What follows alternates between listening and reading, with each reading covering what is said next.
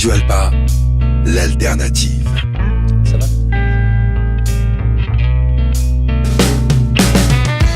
Jean-Yves Breteau au micro, Arthur Bevy à la réalisation technique, c'est la tribu des assos sur Radio Alpa 107.3 et radioalpa.com.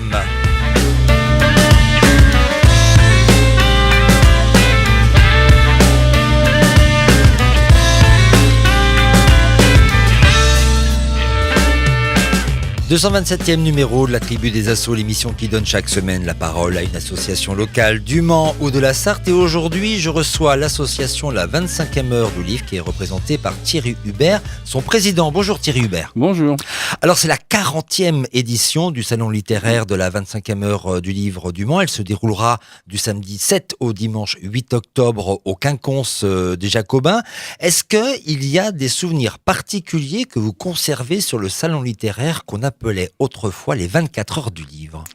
Oh oui, il y a des souvenirs, il y en a beaucoup. On pourrait en évoquer un qui était assez anecdotique. C'est l'année où on a fait, donc en 2005, les peuples du désert. On a eu un orage terrible et de la pluie pratiquement pendant le week-end. Donc pour le désert, c'était quand même un petit peu original. Et puis aussi, c'est des souvenirs d'auteurs particulièrement intéressants qu'on a pu rencontrer aux différents salons. Je pense à une figure de l'édition comme quelqu'un comme François Maspero qui est venu plusieurs fois, qui était dans les années 90, qui était quelqu'un d'important et ça ramène des souvenirs. On a eu aussi l'année où on a fait venir des Indiens d'Amérique du Nord qui ont fait des danses et tout. C'était quand même important. Ça avait coûté très cher à l'association. Très cher à l'association. Oui, ça avait coûté très cher à l'association. C'était mon premier salon en tant que président en plus. Donc c'est un souvenir assez mémorable. Des peuples premier. Alors, bien sûr, il y a des beaux souvenirs, mais il y a eu aussi des moments où le président a pu s'arracher les cheveux de la tête. Oh oui, il continue d'ailleurs. Mais oui, c'est vrai que c'est pas toujours évident. Vous savez, moi je suis là depuis 2003. C'est déjà pas mal. Oui, c'est déjà pas mal. Oui, c'est un peu long. Non, j'ai dit c'est déjà pas mal. Mais je veux dire, c'est quand même une grosse manifestation qui accueille un peu 20 000 spectateurs, même voire parfois plus chaque année. Donc c'est toujours compliqué d'arriver à faire des montages financiers, entre autres, pour la faire vivre. Et plus les années passent, et actuellement, ça devient de plus en plus difficile de trouver un équilibre financier pour ce genre de manifestation, puisque malheureusement, les subventions des collectivités locales, je ne parle pas de celles de l'État qui sont quasiment inexistantes, baissent et qu'il nous faut trouver des partenaires privés, ce n'est pas toujours facile. Alors justement, cette année, je crois que pour la première fois de l'histoire du Salon littéraire du Mans, la ministre de la Culture, Françoise Nyssen, sera présente lors de la visite officielle le samedi matin. Vous lui en toucherez deux mots ? Bien sûr, je en toucherai deux mots. Je lui parlerai aussi des emplois parce que c'est vraiment un problème et effectivement si elle vient bien, puisque pour le moment un ministre, vous savez, oui, ça peut changer d'idée. Vous êtes sûr quand il est arrivé. Bon, on a eu la chance d'avoir un ministre pendant 5 ans qui est toujours venu, mais bon, c'était un local, donc Stéphane Le Foll. Mais là, théoriquement, elle vient le samedi matin, on doit avoir la confirmation de la préfecture de son programme exact. Et effectivement, je pense que ça sera important de lui en toucher deux mots. Bon, l'avantage de Françoise Nyssen, c'est quelqu'un du métier, puisqu'elle a été éditrice d'Actes Sud. Elle a avec son père Hubert Nyssen qui a créé Actes Sud et c'est elle qui l'a développé. Donc elle connaît bien le monde du livre, elle connaît le Mans, puisqu'il y a des auteurs d'Actes Sud qui sont venus chaque année et elle a certains directeurs de collection, comme Bernard Magnier notamment, qui est un animateur du salon depuis plusieurs années. Donc je pense qu'elle connaît le Mans. Et ça, pour nous, c'est quand même une satisfaction d'être reconnue avec la présence de la ministre qui viendra au Mans cette année. Voilà, alors on parlait de financement public et c'est vrai que toutes les associations globalement s'interrogent beaucoup sur la continuité de leurs activités, de leurs actions, de leurs événements, mais vous avez quand même une chance, c'est que le salon de fait est co-organisé avec la ville du Mans. Tout à fait, on a un partenaire fidèle qui est la ville du Mans et là-dessus je tiens à remercier monsieur le maire parce que pour sa fidélité, son attachement aussi au salon, ce qui nous permet effectivement de pouvoir avoir aussi des structures que nous n'aurions pas si nous devions les payer nous-mêmes. Donc c'est vrai que c'est un avantage important à ce niveau-là, mais ça n'empêche pas qu'il faut quand même faire attention et c'est pour ça que depuis quelques années, on réduit le nombre d'auteurs. Je ne pense pas que ça soit forcément une mauvaise chose complète pour le salon, parce que ça permet de donner plus la parole aux auteurs qui sont présents, de mieux les valoriser, parce qu'il y a un trop grand nombre, eh bien, malheureusement, il y en a qui restent un peu oubliés sur le côté. Alors Thierry Hubert, justement, combien il y a d'auteurs à peu près de présents cette année ? C'est vrai que d'année en année, on voit bien que les effectifs des auteurs présents se réduisent, mais parce que c'est aussi des coûts pour l'association, et puis peut-être parce que ça facilite peut-être un aménagement plus aéré du salon. Tout à fait, oui. Tout à fait. Donc cette année, on peut compter entre 120 et 150 auteurs qui seront présents au salon, donc c'est quand même un bon nombre d'auteurs. Effectivement, on a aussi des structures différentes de ce qu'on avait précédemment avec l'installation dans les théâtres des Quinconces. Les salles sont ce qu'elles sont et on ne peut pas mettre plus que ce qu'elles contiennent. Mais les auteurs apprécient quand même d'être dans ces salles parce que, bien sûr, quand vous êtes sous toile, quand il ne fait pas très chaud, c'est pas toujours terrible. Mais là, ils apprécient cet espace. Mais je le dis, je pense qu'il faut que le nombre d'auteurs qu'on a atteint actuellement est le bon. Alors, il faut le préciser, c'est un travail de longue haleine, de toute une année, avec les bénévoles de l'association, avec le président de l'association que vous êtes. Et puis, quelquefois, on mise sur la venue de certains auteurs. Et puis, au dernier moment, ils ne viennent plus. C'est le cas, par exemple, de quelqu'un qui était quand même très attendu, qui est Philippe Besson. Oui, c'était une déception, d'autant plus que c'est un des premiers auteurs qui avait confirmé sa venue au Mans. Donc, il nous avait confirmé en juin, ce qui était assez rare. Parce que Besson est venu plusieurs fois au Mans, il le connaissait, et là, il connaît un problème personnel, comme nous a dit son éditeur, qui l'a obligé à annuler. Oui, je pense que c'est... Je pense pas que je ne mettrai pas en doute sa parole. Bon, et Amélie Nothomb, quand est-ce qu'elle viendra, Amélie Nothomb, au Mans ? C'est un autre problème. Théoriquement, elle fait très peu de salons, à part Brive, et... on a essayé plusieurs fois, mais je crois que là, on a un peu arrêté d'essayer. Bon, on parle d'Amélie Nothomb parce qu'elle est délicieuse et tous les ans... On est sûr qu'elle est une nouveauté puisqu'elle en sort une tous les ans. Mais oui, là, tout à fait. Et puis à chaque fois, paraît-il, elle est encore meilleure que la précédente. Donc, voilà. Oui, je sais pas. J'ai pas lu le dernier. Je suis pas forcément un fanatique d'Amélie Nothomb. Je vous le passerai, je l'ai acheté. Mais même si je trouve qu'elle avait des bons premiers, elle a eu une période moyenne dans les deux, et depuis quelques années... Bon, ça reste un personnage de la littérature française. Oui, alors, bien évidemment, le salon littéraire du Mans, c'est l'occasion pour le public de venir rencontrer ces auteurs, d'aller acheter des livres, parce que c'est aussi important. C'est le but. Et surtout de se les faire dédicacer. C'est l'occasion rêvée. Tout à fait, oui. Tout à fait. Et c'est quand même important pour le public et pour les auteurs aussi. Les auteurs le disent, c'est important. Beaucoup d'auteurs sont attachés à des salons parce qu'en fait, ils disent c'est le moment où on rencontre notre public. Et c'est vrai que c'est intéressant d'avoir lié les impressions des lecteurs qui viennent voir les auteurs. Et je pense que beaucoup d'auteurs apprécient, mais aussi ils ont une proximité. Cette proximité, puis cette possibilité de pouvoir dialoguer entre auteurs, puisque nous, on ne fait pas beaucoup d'interviews, on fait plutôt des débats, et je pense que c'est plus intéressant. Même l'auteur aime bien échanger avec d'autres. Alors justement, j'allais vous poser la question, il y a des auteurs qui seront présents dans des espaces débats. Quels seront ceux qui ne faudra pas manquer cette année ? Et quels sont les auteurs justement incontournables de cette édition ? Disons, si on parle de la rentrée littéraire, je pense qu'Alice Zéniter fait partie des auteurs. Deuxième meilleure vente actuellement. C'est son livre sur la guerre d'Algérie.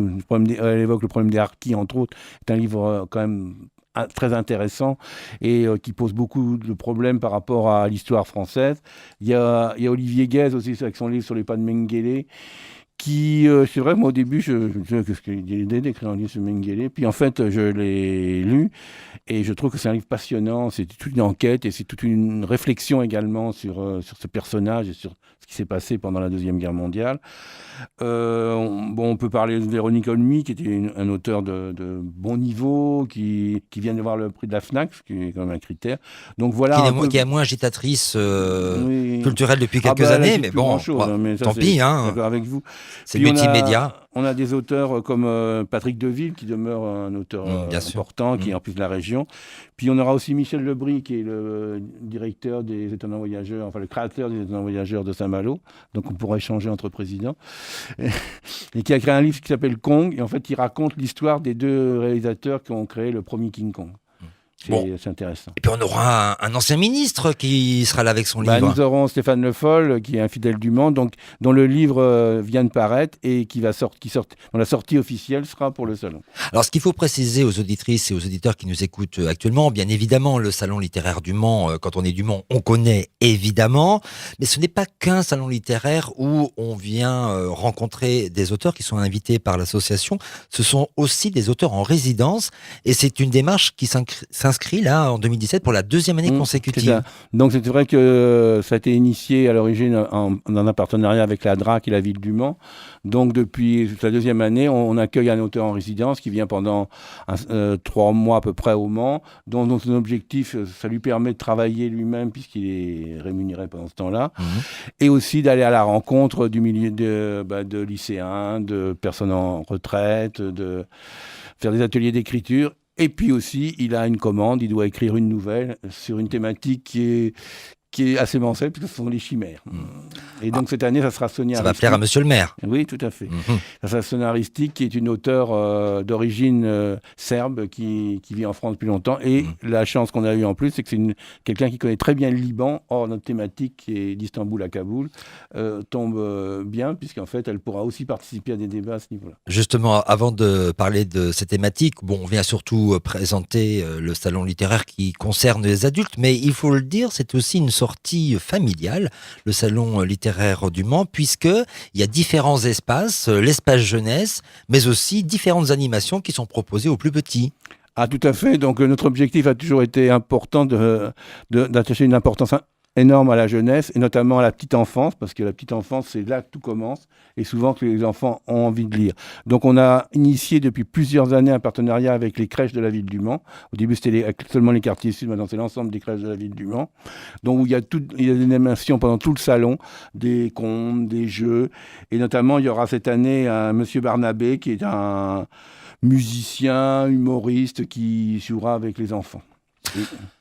On parlera dans quelques instants de la thématique de l'édition 2017. Le samedi 7 et dimanche 8 octobre, c'est la nouvelle édition du Salon du Livre, place des Jacobins au Mans. Cette année, le salon a pour thème « Sur la route du livre du Moyen-Orient, d'Istanbul à Kaboul ». Retrouvez tout le week-end en direct sur Ornithorynque 90.2 FM et Radio Alpa 107.3 des interviews réalisées par l'équipe de votre radio et la FRAMA, Fédération régionale des radios associatives Maine-Anjou, avec le soutien de l'association de la 25e heure du livre et le conseil départemental de la Sarthe.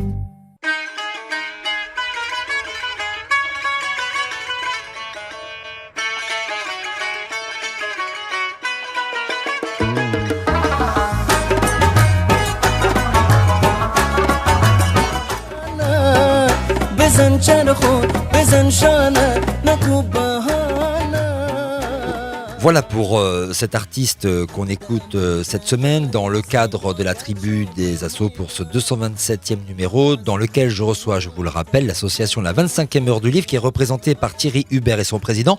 Et l'artiste là que nous écoutons, Thierry Hubert, c'est Amdar Bachir, qui est un artiste apparemment très populaire de Kaboul, puisqu'il y a quand même 15 millions de vues de ce morceau sur YouTube.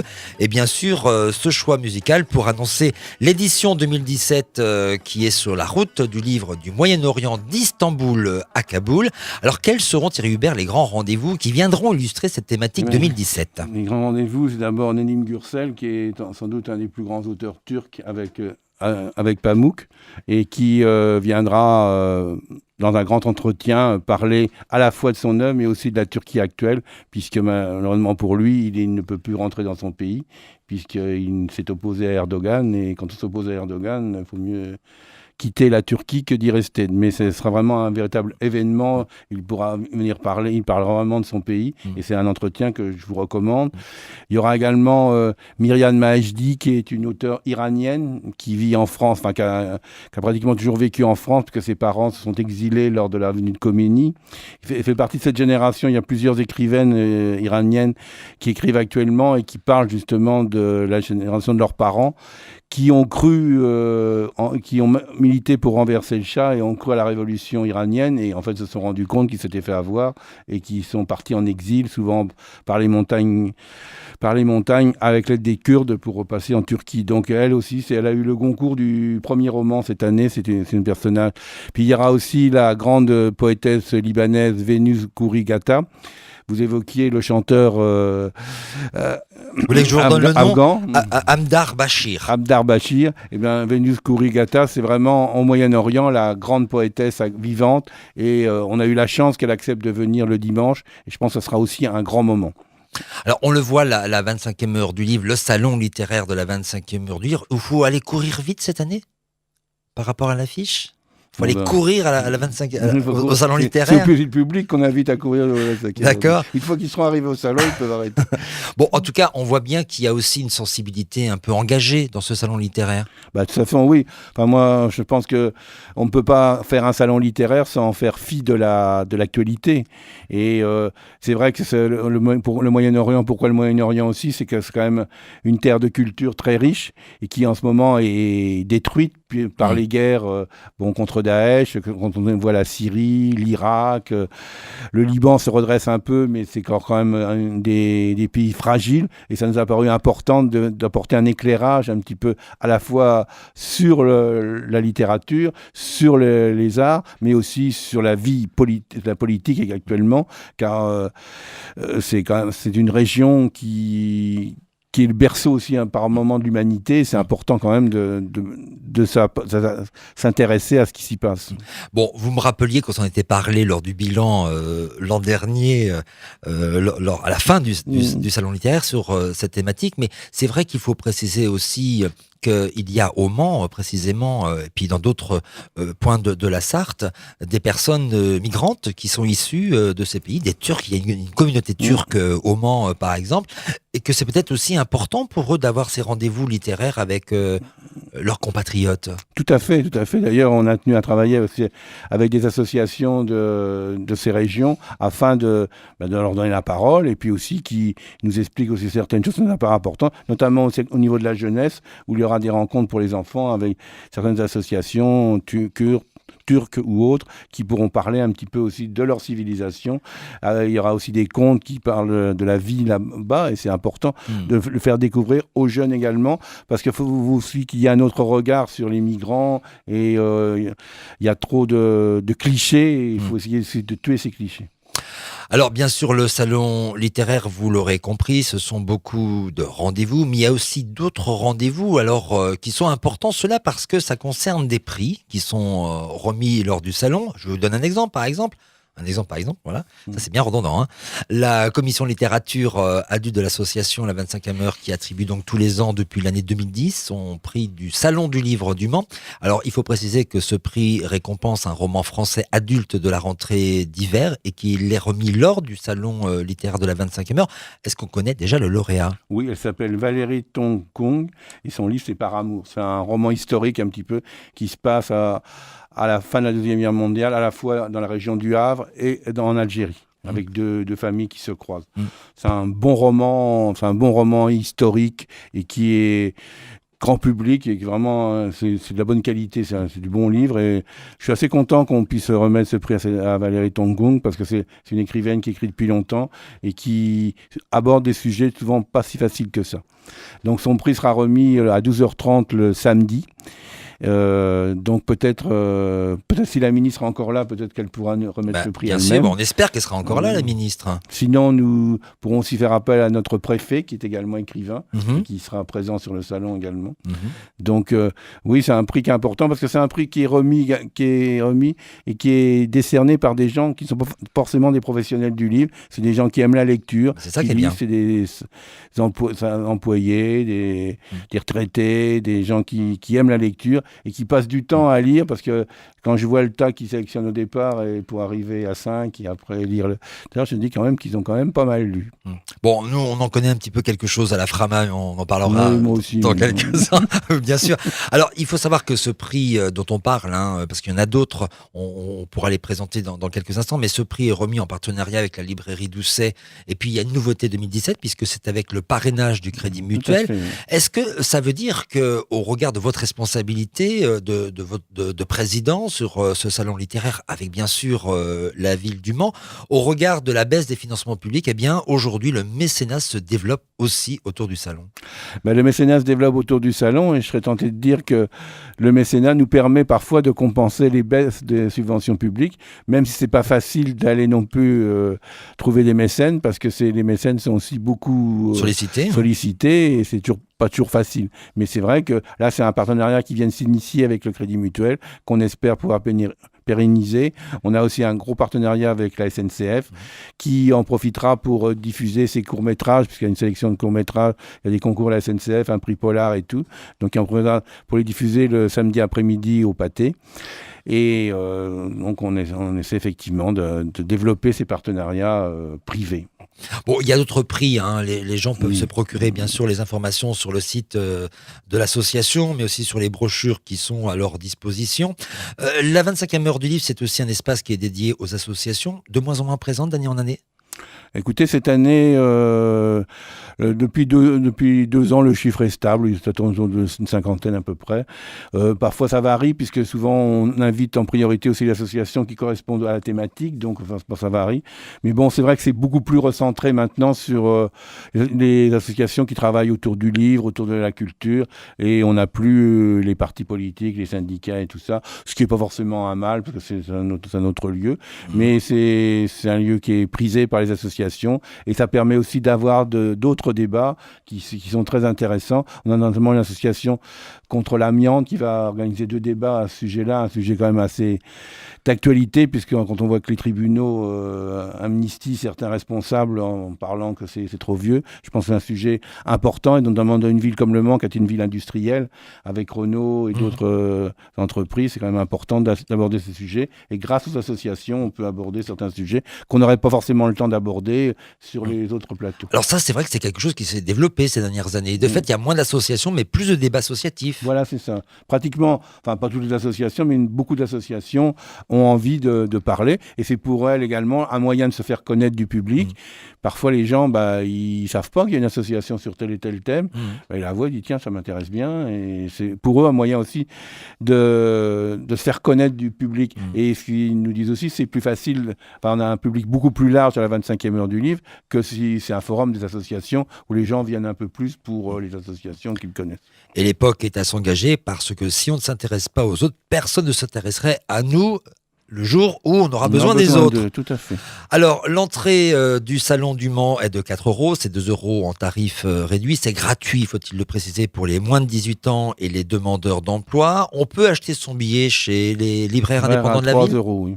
Voilà, 3 €. C'est une première cette année. Ce sont les libraires indépendants qui sont membres, qui sont sur le salon, qui nous ont demandé d'avoir une billetterie spéciale pour eux.